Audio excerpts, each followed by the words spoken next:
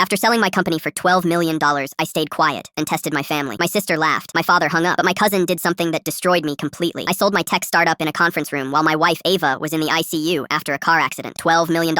After taxes, $7.8 million. The buyer wanted an answer within 24 hours. I signed the papers in the hospital cafeteria, surrounded by families eating terrible sandwiches, pretending everything was normal. Ava woke up 3 days later, paralyzed from the waist down. The doctor said experimental treatment in Germany might help. $200,000. Not covered by insurance. I sat in our empty house staring at that wire transfer confirmation, and I made a decision that would show me who my family really was. I didn't tell anyone about the sale, not even Ava, not yet. 1 week later, I started making calls, not to celebrate, to ask for help. First call. My sister Colette, corporate lawyer, Lake House, posts about her wine collection. Hey, Ava's medical bills are crushing us. The accident left her paralyzed. There's a treatment in Germany that might help her walk again. It's $200,000. I know it's huge, but insurance won't. She cut me off. Honestly, maybe this is a sign. You two always wanted kids. Now you don't have to explain why you're adopting. Silver lining, right? Besides, I just bought investment property. The line went dead. Next, my father. Retired early, golf every day, just bought a boat. Dad, I need help. Ava needs experimental treatment. The bills are, he sighed, son, I raised you to stand on your own feet. Your mother and I worked hard to retire. We can't bail you out of every problem. But you gave Colette $80,000 for her down payment last year. That was different. Colette asked for an investment opportunity. You're asking for charity. He suggested I start a fundraiser. I was staring at my phone, ready to give up, when it rang. My cousin Hazel, 31, social worker, 2 jobs, raising her sister's kid after she died, living in a studio apartment. I heard about Ava. Her voice was shaking. From Colette. I'm so sorry. I'm coming over. She showed up 2 hours later with a gym bag and an envelope. I quit my weekend job, she said. Got my last check, $2,400. It's not much, but it'll cover some of the flights to Germany, right? Hazel,